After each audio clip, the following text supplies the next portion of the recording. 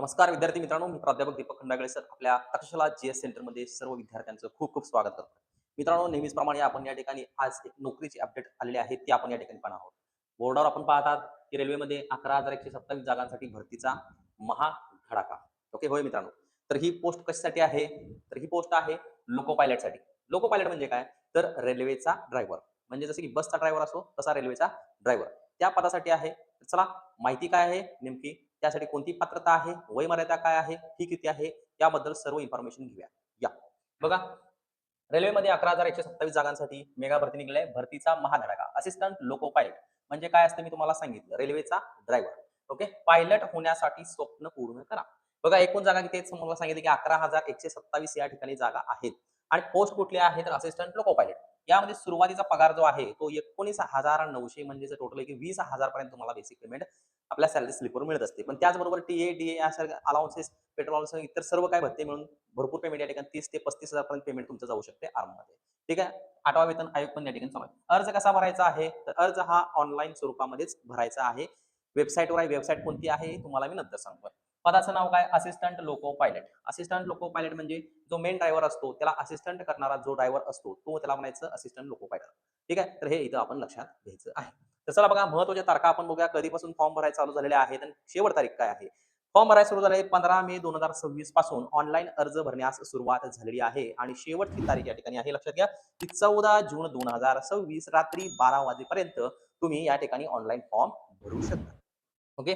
पुढं 17 जून ते 26 जून 2026 पर्यंत तुमच्या फॉर्ममध्ये काही माहिती अपूर्ण राहिली असेल किंवा काही दुरुस्ती करायची असेल तर तुम्ही त्या वेळेमध्ये करू शकता. त्यासाठी पण टाईम दिलेला आहे. ओके. हे या ठिकाणी आपण लक्षात घ्यायचं आहे. तर या ठिकाणी वयोमर्यादा काय आहे? तर हे पण सुद्धा या ठिकाणी आपण पाहूया. या बघा, जुलै 2026 पर्यंत उमेदवाराचं वय जे आहे, जे फॉर्म भरणार आहे, त्यांचं वय 18 ते 30 वर्षांच्या आतील पाहिजे ओपन कॅटेगरीसाठी. ओबीसी कॅटेगरीसाठी ही यामध्ये सवलत आहे 3 वर्षांची. तर त्याचबरोबर एस-सी आणि एस-टी या कॅटेगरी जे आहेत त्यांच्यासाठी सवलत आहे 5 वर्षांची. म्हणजे प्लस 5 वर्ष याच्यामध्ये ॲडिशनल तुम्हाला फॉर्म हा भरता येऊ शकतो 35 वर्षापर्यंत. ठीक आहे. बरं, आता हा फॉर्म जो आहे म्हणजे रेल्वेचा ड्रायव्हर कोण-कोण होऊ शकतं, त्याच्यासाठी पात्रता काय-काय आहे, त्या गोष्टी चर्चा करू. शैक्षणिक पात्रता आहे पहिल्याच गोष्ट आय-टी-आय उत्तीर्ण पाहिजे. आय-टी-आय. ओके. 10वी नंतर जो आय-टी-आय 2 वर्षाचा जो असतो, तो आय-टी-आय आता कुठल्या फील्डमध्ये केला पाहिजे? तर बघा, मेकॅनिकल असेल, 10वी उत्तीर्ण मान्यताप्राप्त संस्थेमधून ट्रेड्समनचा आय-टी-आय त्या ठिकाणी पाहिजे. ठीक आहे. ट्रेड्समनचा आय-टी-आय पाहिजे. हे तिथं महत्त्वाची गोष्ट आहे. म्हणजे 10वी नंतर +2 आय-टी-आय केला, ड्राफ्ट्समनचा तुम्ही या ठिकाणी लागू शकता. दुसरी गोष्ट आणि काय-काय याच्यामध्ये क्रायटेरिया आहे तर डिप्लोमा. 10वी नंतर 3 वर्षाचा तुम्ही पदविका म्हणजेच त्याला आपण डिप्लोमा असं म्हणतो. तर डिप्लोमा केल्यानंतर सुद्धा तुम्ही हा फॉर्म भरू शकता. तर डिप्लोमा कोणत्या-कोणत्या क्षेत्रामध्ये? तर बघा, मेकॅनिकल असेल, इलेक्ट्रिकल असेल, इंजिनिअरिंग मधला 3 वर्षाचा डिप्लोमा यासाठी पात्र ग्राह्य धरला जाणार आहे. तिसरी गोष्ट आहे पदवी. जर तुमची डिग्री पूर्ण झाली असेल आणि ती पण इंजिनिअरिंग फील्डमध्ये, मग इंजिनिअरिंग कुठला आहे? तर या ठिकाणी इंजिनिअरिंग मेकॅनिकल असेल, इलेक्ट्रिकल असेल, ह्या इंजिनिअरिंग डिग्री तुमच्या झाल्या असतील तर तुम्ही त्या ठिकाणी हा फॉर्म अप्लाय करू शकताय.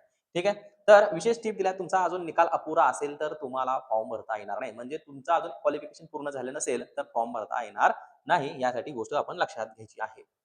पुढील गोष्ट बघा, यामध्ये फी तुमचं किती असणार आहे? फीचं स्ट्रक्चर या ठिकाणी दिलेलं नाहीये. पण मी तुम्हाला सांगतो फी किती असते. फी या ठिकाणी ओपन कॅटेगरीसाठी ₹500 आहे. त्याचबरोबर एस-सी आणि एस-टी कॅटेगरी जे आहे त्यांच्यासाठी ₹400 फी आहे. सॉरी, ₹250 फी आहे. आणि ओपन कॅटेगरीमधील पहिली एक्झाम दिल्यानंतरनं त्यावेळेस तुमचे ₹400 रिटर्न तुम्हाला मिळतात. आणि एस-सी, एस-टी कॅटेगरी असेल, त्यांची ₹250 फी आहे. एक्झाम दिल्यानंतर संपूर्ण फी त्यांना वापस त्यांच्या खात्यामध्ये जमा होते. ठीक आहे. फक्त ₹100 चार्जेस ओपन कॅटेगरीसाठी आहेत. तेवढे या ठिकाणी लक्षात घ्यायचे, कारण ते परत आपल्याला पैसे मिळत असतात. जर अट एक आहे की तुम्ही एक्झाम दिली पाहिजे. ओके. चला, निवड प्रक्रिया काय आहे? तर 5 टप्प्यामध्ये निवड प्रक्रिया होते. याच्यामध्ये पहिली परीक्षा असते CBT 1 कॉम्प्युटर बेस्ड टेस्ट असते. ओके. याच्यामध्ये काय-काय असणार तर मॅथ्स, रिझनिंग, त्याचबरोबर असणार तुमचं काय तर जी-एस, त्याला आपण जनरल नॉलेज असं म्हणतो.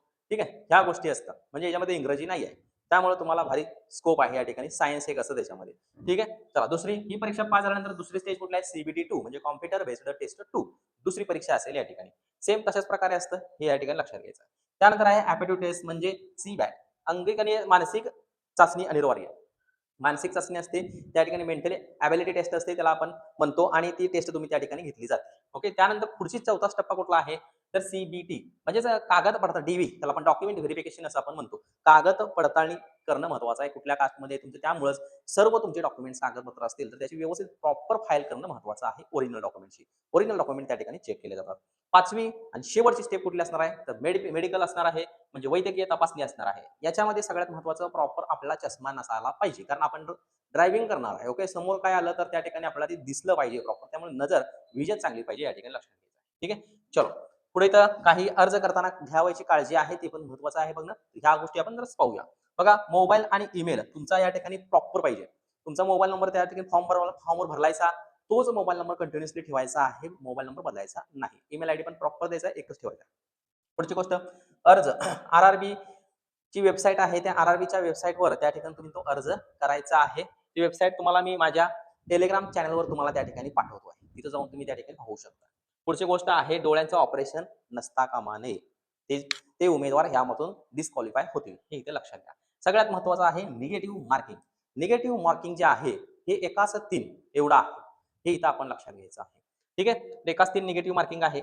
ओके. ह्या संपूर्ण अशी माहिती आपण या ठिकाणी पाहिलेली आहे आणि पुढं बघा अधिकृत माहितीसाठी रेल्वेच्या जाहिरातीचं CN 01 2026 सविस्तर वाचन करा. म्हणजे हे पेपरमध्ये येत असतं. त्या ठिकाणी तुम्ही ते वाचू शकता किंवा अदरवाईज Googleला तुम्ही सर्च केला तरी पण तुम्हाला त्याचं नोटिफिकेशन मिळून जाईल. अर्ज कसा भरायचा आहे तुम्हाला त्या वेबसाईटवरून मिळेल. ठीक आहे. तर अशाच नोकरीच्या अपडेट मिळवण्यासाठी आमचं चॅनल काय करायचं आहे सगळ्यात महत्त्वाचं पहिला सबस्क्राईब करायचं आहे आणि जे विद्यार्थी किंवा तुमचे जे मित्र असतील की तुमच्या रिलेटिव्हज असतील त्यांच्यामध्ये विद्यार्थ्यांचं यामधलं क्वालिफिकेशन बसत असेल तर त्यांच्यापर्यंत हा माहितीपूर्ण व्हिडिओ त्यांच्यापर्यंत सेंड करा. म्हणजे काय होईल त्यांच्यासाठी एक जागा त्या ठिकाणी क्वालिफाय होऊ शकतात. ओके. आपल्या महाराष्ट्रामध्ये कसं आहे तर याबद्दल अवेअरनेस नाही आहे. त्यामुळेच या जाहिरातींच्या माध्यमातून मी कोणत्या सरकारी गव्हर्नमेंट्स वगैरे जे आहेत त्याची माहिती तुम्हाला नेहमीच देत असतो. तर त्यासाठी असा हा माहितीपूर्ण व्हिडिओ त्या ठिकाणी लाईक करायचा आहे आणि आपल्या चॅनलला सबस्क्राईब करायचं आहे मित्रांनो.